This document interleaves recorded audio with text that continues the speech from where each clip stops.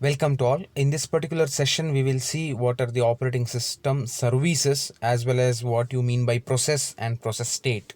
Okay, so an operating system provides an environment for the execution of programs. It provides certain services to programs and to the user of those programs. So what is the meaning? So obviously, if you want to use your system, what you usually go for, it may be for installing the application or using the application, or you may be trying to watch a movie. Obviously, if you say that no sir, I will not be using any programs, I'm using my system or computer just to watch movies. So ultimately what you're doing, to watch your movie you require one player, isn't it? That player is nothing but an application for the system. Otherwise you cannot view the movie on the monitor or the series of frames, what we say usually, isn't it? Video is nothing but series of frames, though continuously that particular frames will be keep on rolling. That is the reason why you may see the particular movement on the monitor, isn't it? So all these things can be done using the player is nothing but an application for the OS. So OS considers any media player. It may be VLC or any other media players based on your requirement. You might have used so many video players in your system. Okay, so VLC is one of the mostly used, I can say. That is nothing but an video player. So obviously operating system considers VLC as an application. So the OS provides the platform so that that application can be run on that. So in the same fashion, if you are trying to play any games, or if you are trying to view some photos, or if you are searching some content on the internet using web browser, all these things are applications. Actually, we are trying to use application for each and everything in the system. So everything is an application where OS provides a platform for those. Okay, you have to remember like that. The next thing is, so they have listed out some of the services provided by the operating system. So first one is program execution. The system must be able to load a program into memory and to run that program. The program must be able to end its execution either normally or abnormally. So meaning here, so what you mean by program into memory? So they are saying that the system must be able to load the program into memory. It is nothing but whichever the application, whenever you are trying to double click or you are trying to run that application will be residing in RAM, isn't it? Random access memory. Have you ever seen? So when you restart your system or when you switch on your system, your RAM will be almost full. So it will be free, RAM will be free. When you start opening any application in your system, obviously it is getting filled, isn't it? The RAM will be getting filled. So if you do not have any system in your home, if you haven't seen all these things, you can take your smartphone itself.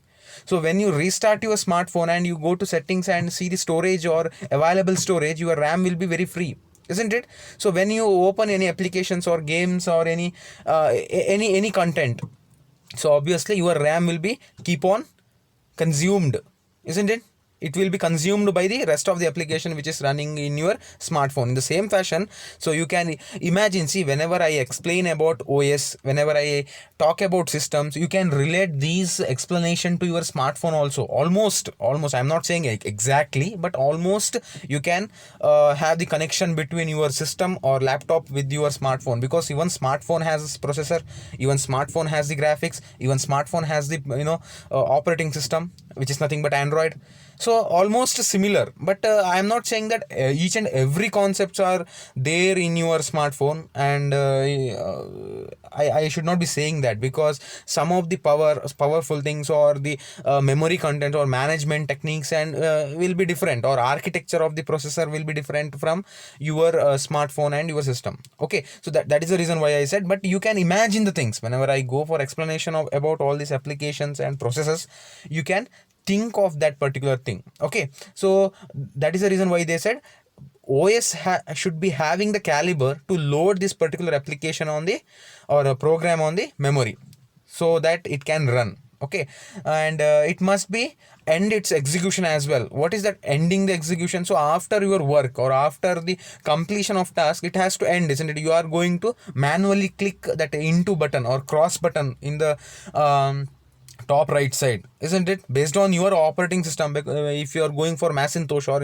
if you are using a Apple MacBook or any MacBook Pro or anything as such, so it will be in the left side, top left side corner, isn't it? Or in some of the Linux environment also, it will be in the top left side corner to close the window or close the program. So obviously whenever you click on that particular button, it has to close, it has to terminate, isn't it? All these things are taken care by operating system. So what is that, either normally or abnormally? What you mean by that? So in some of the applications, see, while explanation, I am going to use the smartphone itself, because I am not sure that each and everyone will be having the system in your home, okay, or you would have seen these scenarios.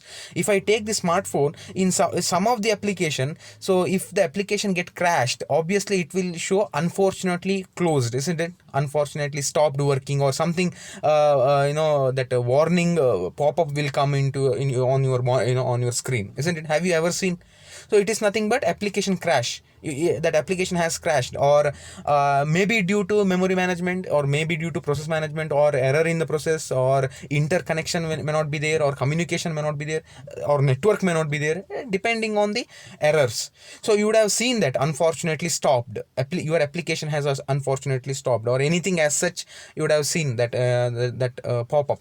So all this because of execution issues. If there are any execution issues in your program, definitely you are going to see that particular pop-up. Okay, so all these things has to be taken care by operating system. You have to remember like that. Okay, the next thing is IO operations. So IO operations are nothing but input output operations, isn't it? So it may be any hardware devices. So if I consider about your your smartphone, definitely your finger is an input device, isn't it? I should not say device, actually it is a kind of input, isn't it? So you are scrolling using your fingers, you are scrolling the page, or you are clicking a particular application icon using your finger. That is nothing but you are giving an input to that particular system. After the input only, it will act accordingly, isn't it? If you are trying to scroll the page, the page will be scrolled down. If you press any icon, that icon will be opened, or that application will be opened. Or if you are playing some games, you will be using multiple fingers for different actions, and it will be very fast, and your processor has to take it. Can you recall your PUBG gaming environments? I don't know. Maybe after the ban, you may not be using it, or you maybe. But can you recall the previous times? So while playing all those games, it may be Candy Crush or Clash of Clans or PUBG, you will be using so many fingers, isn't it? 2-3 fingers sometimes, or you will be using your headphones for the communication, and it will be very fast, and you will be scrolling your particular man to go around the particular field, isn't it? There are so many controls on the screen, and you will be using all the controls. So for pointing out, for the moment, or for the shooting, or so many things, isn't it? So your processor has to take all those pressure. It has to, without failing, it has to run all those applications. So that is the reason why your system should have, or your smartphone should have more RAM, so that you may not see the lags or pixel drops on your gaming experience, isn't it? So all these things are some of the example I have given. So if I consider the explanation of your system or PC, definitely all the hardware device has to be managed, and it has to be given with a separate address space. It should not fail. The OS has to detect a particular hardware device. It may be mouse, or keyboard, or USB, or speaker devices, or any USB cables, or any hardware, aux cable, okay, or projectors. If you are HDMI, if you are going to put that particular port, or that particular plug, if you are going to plug in that HDMI port to your system, it has to detect. So for the projector mainly.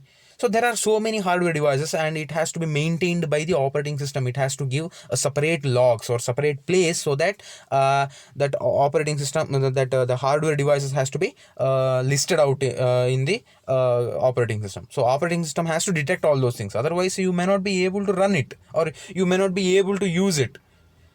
So for the best example is, if the mouse is not working in any system, if you take that particular mouse, and if you try to plug in that mouse into your particular system, it will not detect, isn't it? You may not be able to move the cursor on the screen, because mouse is not working. Why mouse is not working? It may be a hardware issue, or maybe your OS is not trying to recognize that particular mouse. So all those things are the possible way where you may get the errors. Okay, so that is the reason why OS has to list out all the things, errors or any issues. It has to notify that particular issue to the user, so that user can change the mouse or he can go for the alternative way. Okay, so all this IO operation has to be taken care by the OS. Next, file system manipulation. So files, whenever I say file system, so it requires, it's a vast concept. So you may be wondering why file system is a very big concept, why he's explaining all these things. Actually, whenever you create a file, there are so many things, or so many data will be stored. It may be file creation date, file created by whom, what kind of file, what is the extension, and what kind of data you have inserted, where to store it, and what are the permission given for the file, and who can access it, whether the outsider can only read it or only view it, or whether he can be able to manipulate it, how to delete it, where to delete, like why to delete. And you should get that particular box also. Are you sure want to delete this file or not? All these warning boxes, so many concepts will come into picture whenever I say file system. Okay, it's a very vast thing. Okay, but here they have given all the things in very brief, so you don't need to worry much here. Okay, you think that file system management or manipulation is done by operating system, that much is enough as of now. Okay, the file system is a particular interest. Obviously, programs need to read and write files. Programs also need to create and delete a file by name. So these are the actually some of the information they have listed out in your textbook and in your syllabus. But whenever I say the concept of file system, it is a very vast thing. It is it is not a simple thing to handle, because consider your smartphone itself. How many number of files you have in your smartphone? You cannot imagine. Trust me, you cannot imagine. Those many number of files are present in your smartphone itself. Some of the files created by you, some of the files created by OS. Okay, there are so many files. It may be database files, image, audio and system files, program files, failure files, log files. There are so many files, and all those files has to be stored in a particular memory, in a particular place, and OS has to take care of that, isn't it? So OS will be doing so many works in the background. You may not even imagine those things. Okay, so that is the reason why. So this is one of the service. File system manipulation is nothing but a service provided by OS. The next thing is communications. So whenever I say communications, it is not just the communication between two people or communication between two systems. So whenever I say communication, it is between some processes also. Now definitely you will ask, what do you mean by processor? You are using the word process frequently, but we don't know about process itself. Then how can we understand? Definitely you will raise this question, isn't it? So process is nothing but a particular program which is under execution. You have to remember like this as of now, because in depth we will be seeing all this in the concept of process in the next slides, in the upcoming slides. Okay, so as of now, think that a program which is running right now, it is nothing but a process. You have to think. So if you're double clicking a particular video player, if the VLC is playing right now, that means that VLC process is running in your system. As of now, think this much. Okay, so now there are 2 points here whenever I say communication. First one is takes place between processes that are executing on the same computer. So that means if two processes are running in your system, for example, you are trying to use Firefox as well as VLC. That means there are two programs which are running concurrently, or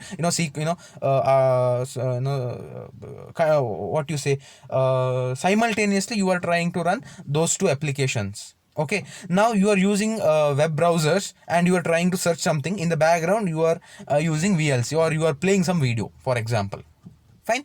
So those two application has to communicate actually with each other, because those application may be using the same resources, isn't it? A part of resources may be used by the applications, because if two applications are running on the same platform, on the same operating system, definitely those two applications will be fetching the RAM for their usage, isn't it? RAM will be shared to all those two applications. So that means there should not be any issues with the communication. There should not be any issues with the execution also. So there will be some communication between those two applications. Just an example, actually. I'm giving just an example. So there are so many applications which will be communicating with each other actually. Fine. So for example, you maybe, I don't know whether you have tried or not, you can open two terminals on your same system, and from one terminal you can send hi or any message to another terminal which is being run in the same system. That means there are two terminals. That means there are two processes, isn't it? From one process you are trying to send the message to another process. It is a kind of communication, isn't it? It is nothing but, say for example, inter-process communication, we can say like that. Inter-process, IPC we say, inter-process communication. That means if two processes are running in the same system, and if they are trying to communicate with each other, that is nothing but IPC, inter-process communication. So you are going to learn all these things in depth actually in future. Fine.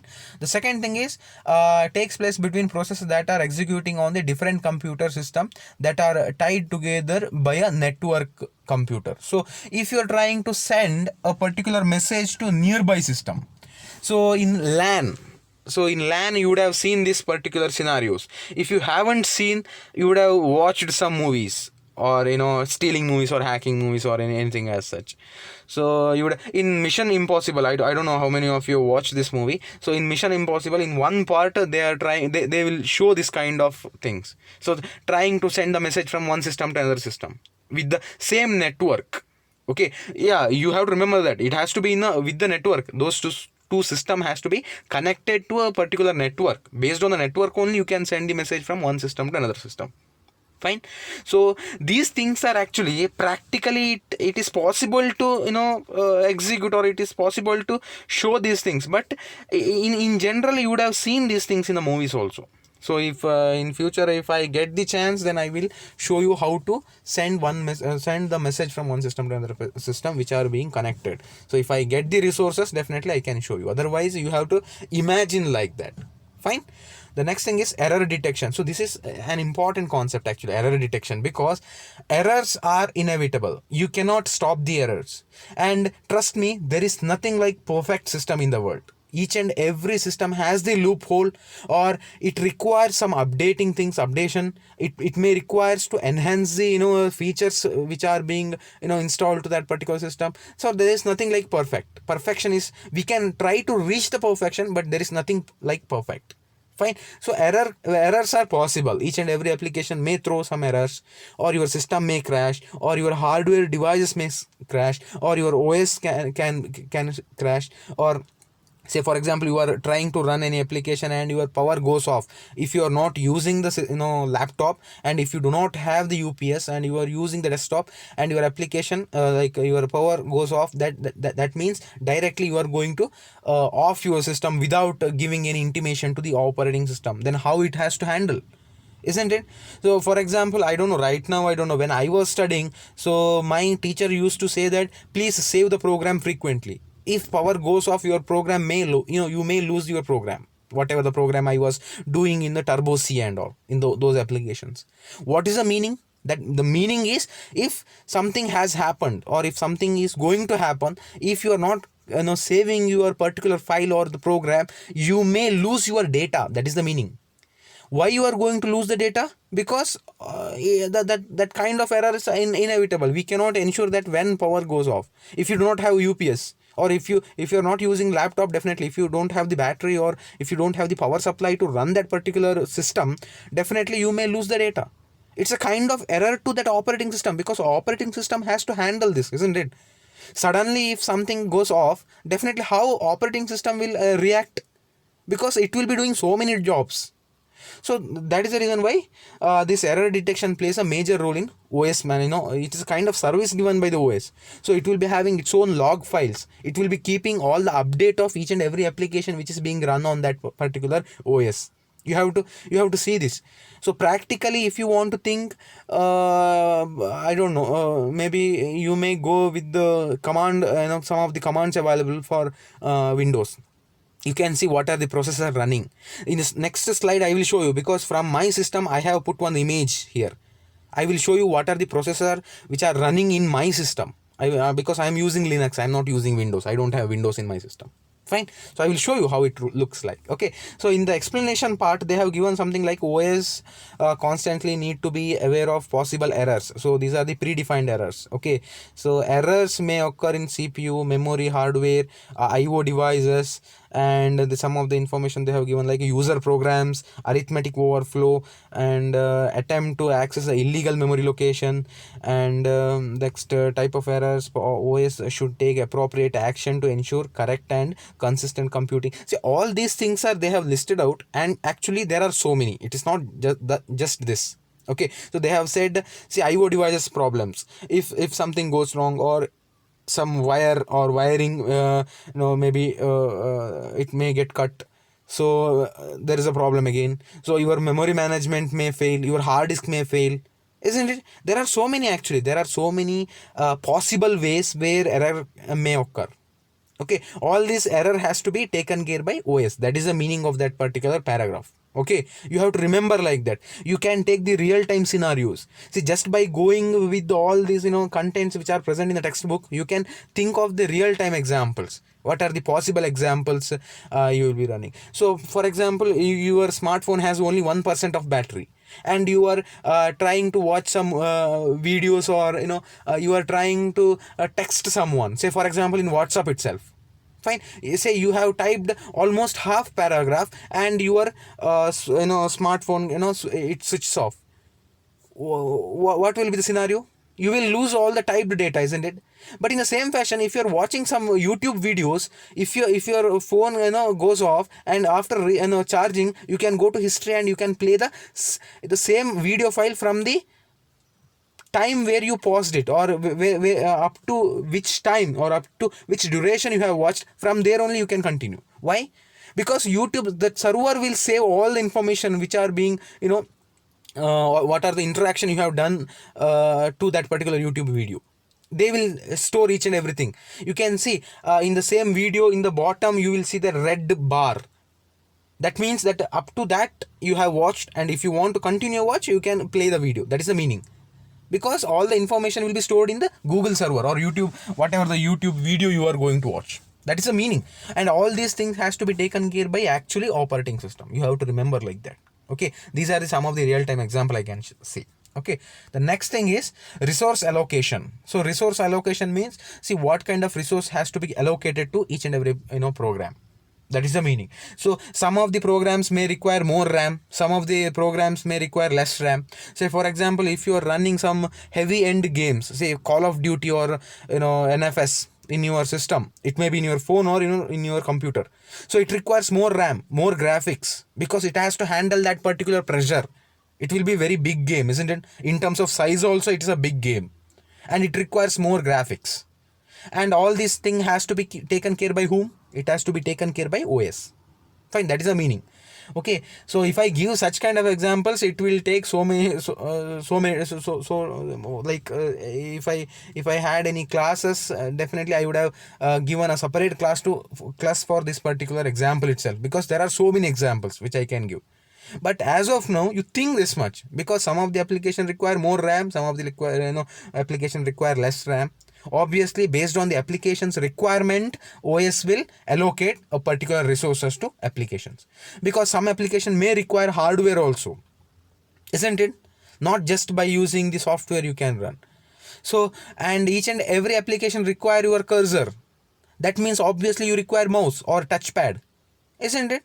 So obviously it is a kind of input device. It's a kind of resource, isn't it? Based on that resource only, you are going to use your monitor, you are going to use your system, and you will see that graphical representation on your monitor.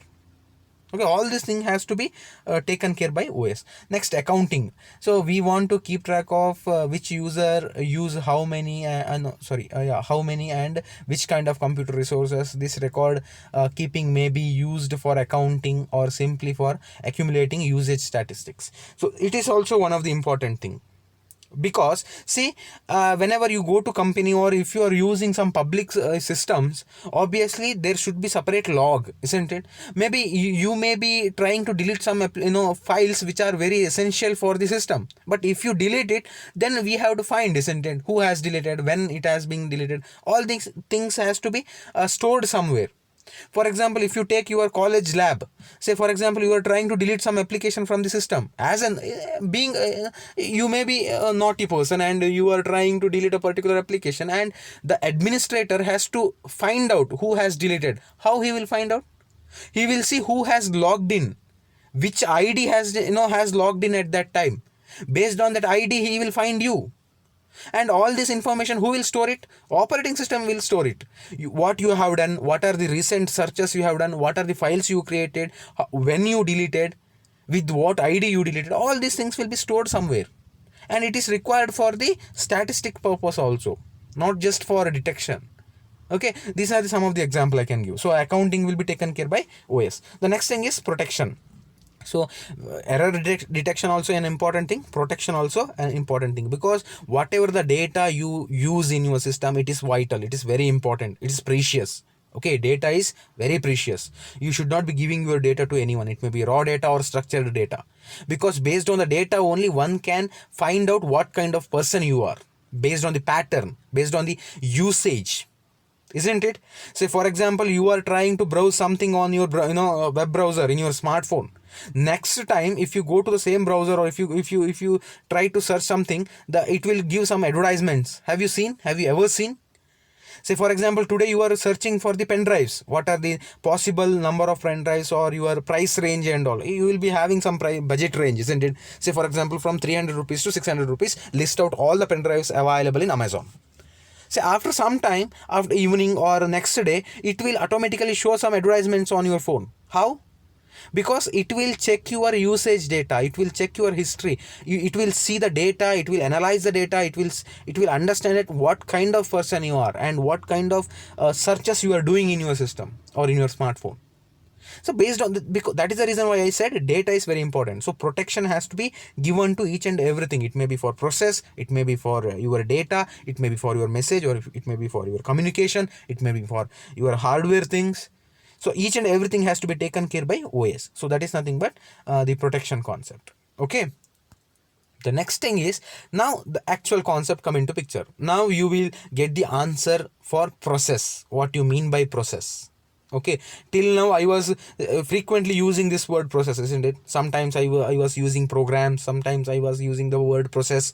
So now you will see what you mean by a process. Okay, a batch system executes jobs, whereas a time shared system has user programs or tasks. So these things are nothing but a terminology, you can say. These jobs are nothing but you have to do some work, isn't it? Based on that work only you are using your system. For some work you will be using. So if you want to create some PPTs, or right now I am showing the slide, that means I used that office application, isn't it? It may be MS Office or LibreOffice. I was using LibreOffice because I'm using Linux OS in my system. Okay, so it's nothing but an application. It is a job. I will be using my PPT. I will be creating my PPT, and I will be renaming it, or I will be naming it. I will be saving that particular file somewhere, and I will be moving that file to maybe for my cloud, or to some other drives. So all these interactions I do on my system, and OS has to monitor all these things, isn't it? So that is nothing but a kind of work I will be doing on the system. Okay, even on a single user system such as MS Windows and Macintosh OS, a user may be able to run several programs at a time. So ultimately, see what they are trying to say means, see, it may be Windows operating system, or Mac has got its own operating system. Linux is nothing but a separate operating system. Android is an operating system, isn't it?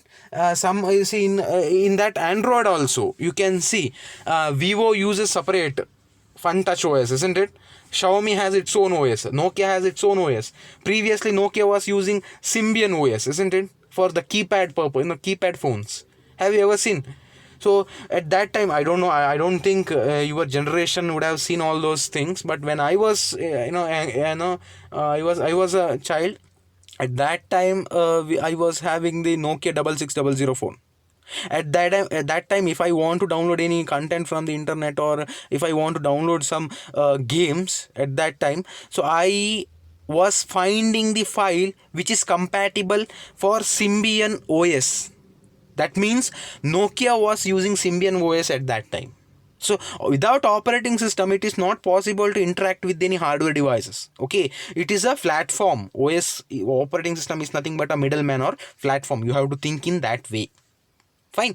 So here they are saying that there may be several programs at one time. So you that is nothing but multitasking, isn't it? You will be using so many programs in a same system. So they have given some examples like see, word processor, web browsers, email packages, so and so. Okay, so that is nothing but this explanation is nothing but if you are running so many programs, your system may be supporting all those applications simultaneously, or you may be running those applications simultaneously, and OS has to manage that. If you are trying to run more applications, memory has to be managed, process has to be managed, or application has to be managed. There should not be any errors, and protection has to be given to each and every application or data, isn't it? So all these things have to be taken care by OS. That is the actual thing. Okay, so they, in terms of explanation what they have given, even if user can execute only one program at a time, the operating system may need to support its own internal programmed activities such as memory management. In many respects, all these activities are similar, so we call all of them processes. So that is nothing but they are going in depth, or they are going in a standard way. For explanation, I have given some examples. Based on the examples, you can figure out what you mean by process and what I am trying to explain, isn't it? Just by reading some content, it will be difficult for you to grasp the concepts. Fine. The next thing is, see, the process. Informally, the process is a program in execution. That is nothing but whatever the program you are running, whatever the application you are running, if it is in execution state, it is a process. But you have to remember, it is informally. They have initially said it is informally. That means there are two kinds, or there can be two possibilities. What are those possibilities? I will say in the next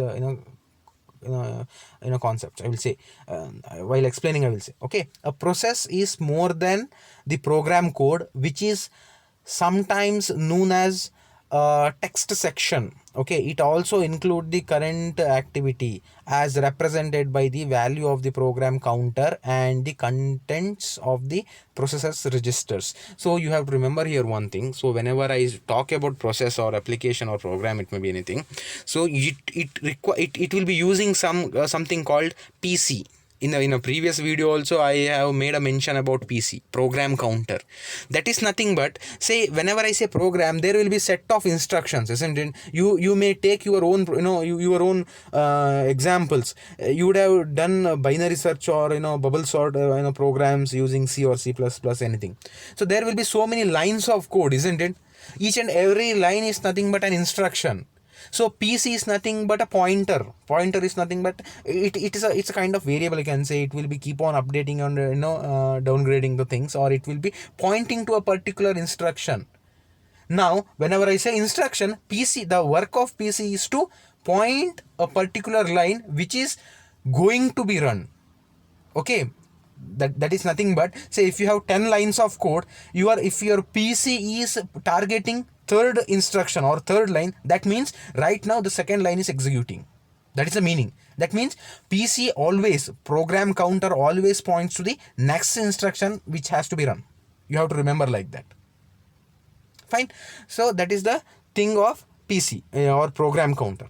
A process generally includes the process stack, which contains temporary data. In the bracket they have given, such as method parameters, return address, and local variables, and the data section.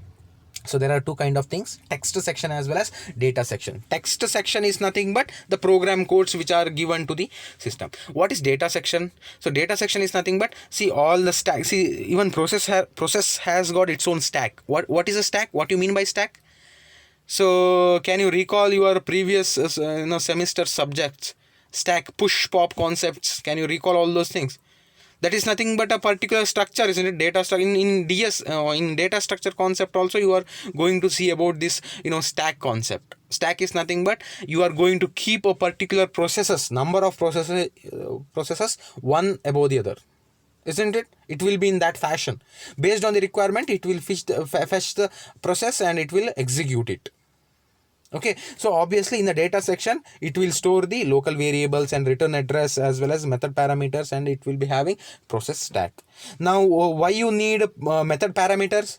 So if you are using some functions in your program, if you are sending some values to the another function or outside function where the function definition is present, obviously this value has to be transferred to that particular function, isn't it? Can you remember that function call by value and call by reference? In C you would have learnt all this, programming while doing the program you would have learnt all these things, call by value and call by reference. So obviously if you are trying to pass the parameters, or if you're trying to pass the value which are sit in that particular variable, it has to be passed to the actual function definition where it will process the data and it will do some task. Can you recall all those programming codes or programming concepts? You have to remember, you should not forget all those things. Okay, next, return addresses. What is return addresses? If the function has to return the value to the main program, obviously there has to be some address, isn't it? It has to be stored in the stack. Otherwise how program will come back to the main program? Say for example you have a add function. The function definition is outside the main program. Obviously from main program you are going to call the add function, which is where the definition is outside the main. Okay, now after getting that, the return type obviously will be maybe for example it will be int. Return type is int for that add function. Obviously that add function will return an integer value to the main program. That is the meaning, isn't it? That returned value, how it is going to return? Based on the return address. There has to be some address, isn't it? Each and every instruction will be stored in the memory, and it has its own address. The control has to come back to the main program again, isn't it? All these things has to be taken care, isn't it? Can you imagine can you recall your previous coding techniques, or whatever the code you have done in your previous semesters? You have to recall, you should not forget. Okay, that is nothing but the data section.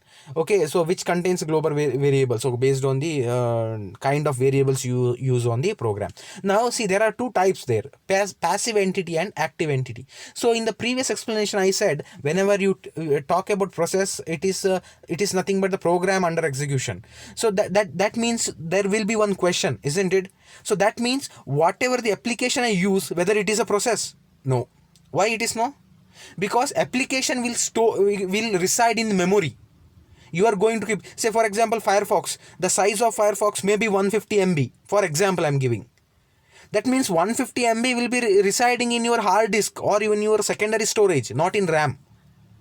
Whenever that particular application loads into RAM, that means that is nothing but primary memory. That time that kind of execution is there, right? That particular moment or that particular environment or scenario, that is called as process. And it is also called as active entity. The passive entity is the program where the content of the file stored in disk. If you are trying to store all the information or files on the disk, that is nothing but passive entity.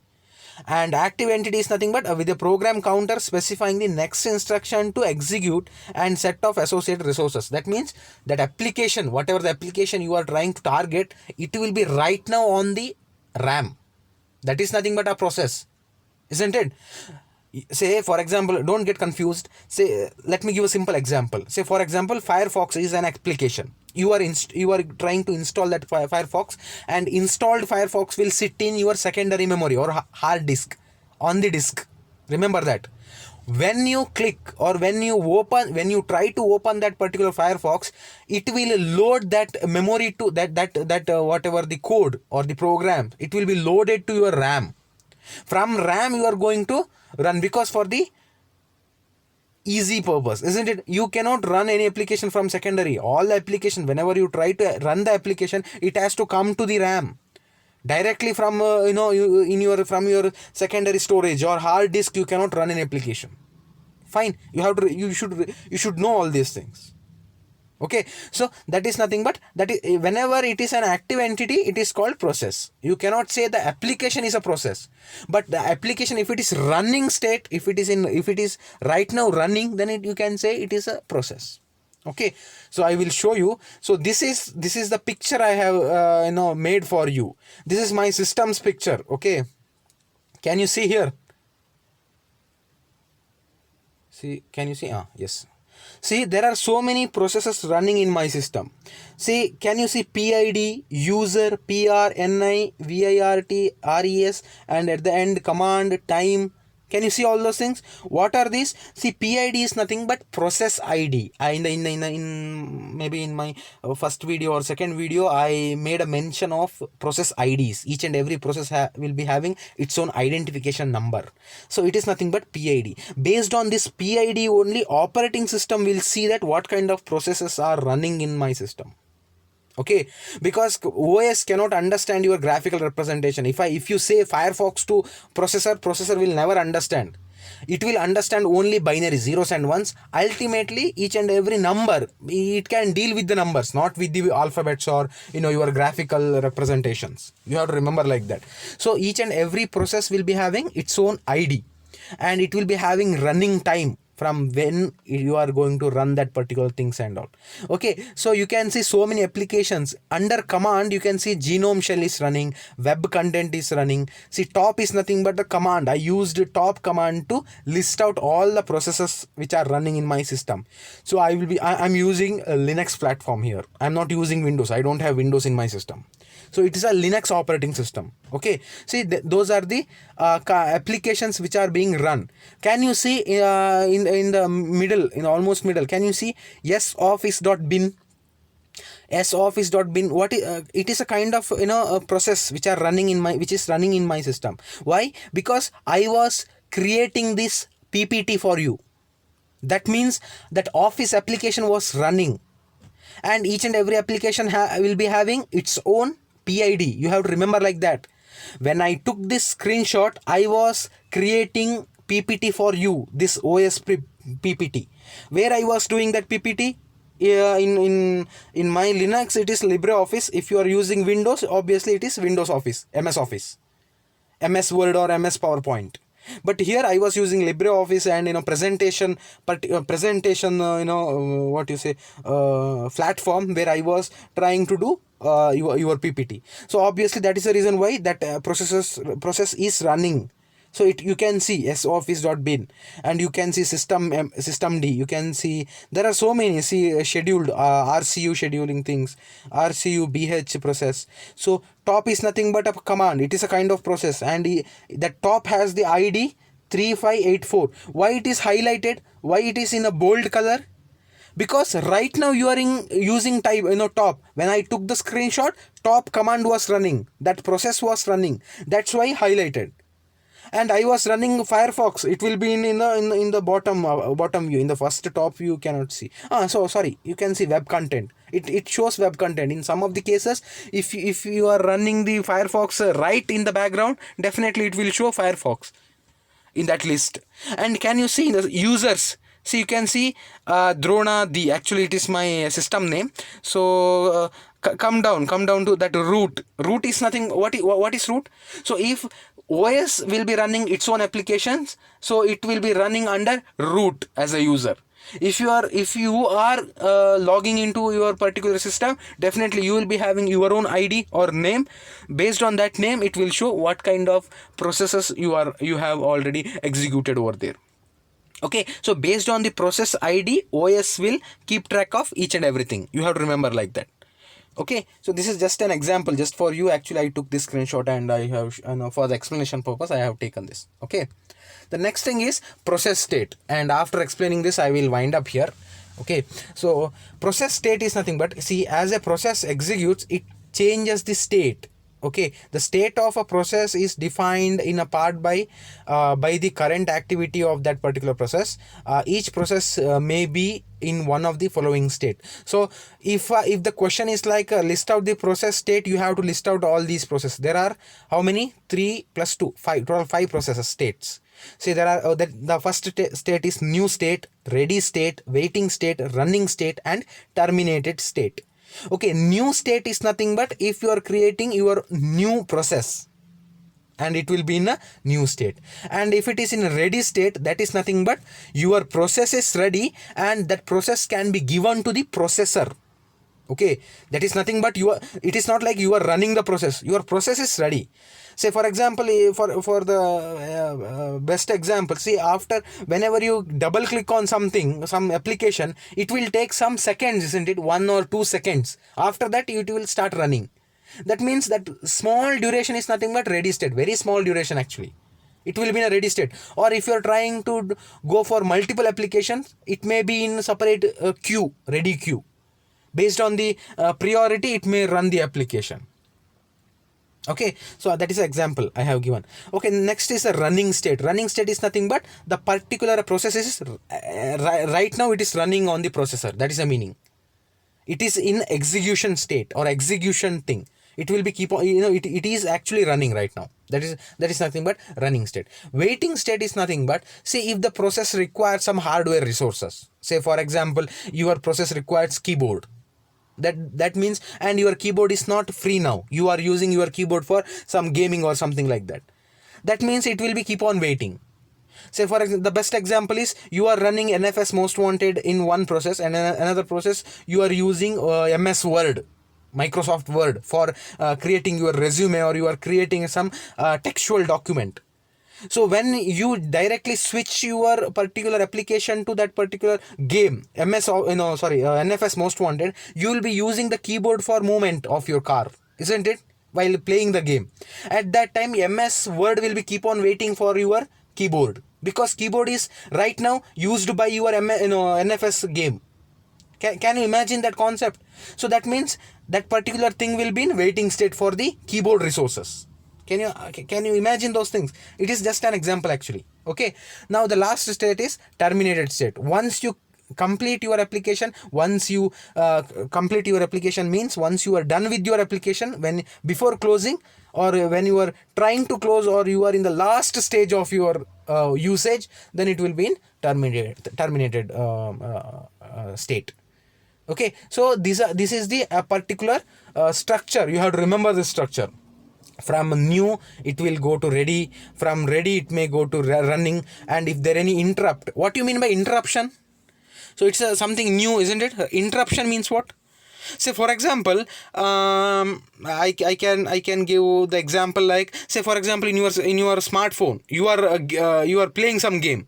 Say for example, you are playing Clash of Clans or Candy Crush. While playing, or say for example, the best example is Ludo. Let us take the example of Ludo. You are playing Ludo, and at that time your dad is calling or your father is calling to you. What happens? In some of the phones, based on the OS again, some of the phones you will see the notification. Father is calling or dad is calling, something like that. Based on the contacts, whatever the name you have stored. But in some of the applications, what happens? Your Ludo will stop working over there. In the screen, you will see the calling page. You are going to get the that call page. Your game will be in the background. It will, if you are playing online Ludo, definitely you will lose at that time, because you cannot pause that online Ludo. That is nothing but interruption. Okay, if something happens like that, say for example, you are watching some movies on your system and you plug in your USB, definitely there will be some interruption to that particular player, isn't it? Because your OS will detect a separate hardware device, that is nothing but USB. Can you imagine that? That is nothing but interrupt. It has to go to again ready state. Fine. Next, during the running state, if the process requires any IO or event, it has to come to waiting state, and it has to wait for the hardware resources or any kind of resources. It may be memory or hardware, anything. Fine. Once it is done, then again it will go to ready state and it will come to running. And once it is done with the execution, it will go to terminated state. So these are the circus actually. In the background, these things will be running. You will never see. You will see that if I double click the application, it will run. If I close it, it will close. No, nothing like that. In the background, operating system will take care of all these things. There are so many functions or so many methods will be keep on running in your background. You will never bother about all those things. But as an operating system, it has to take care of all these things. You have to remember like that. Okay, so let me wind up here. I don't want to continue with this particular thing further. So you will have so many information about process in upcoming videos, don't worry. But as of now, you think this much. You have to keep all these things in your brain. Fine. Okay, let me wind up here. Thank you so much for watching.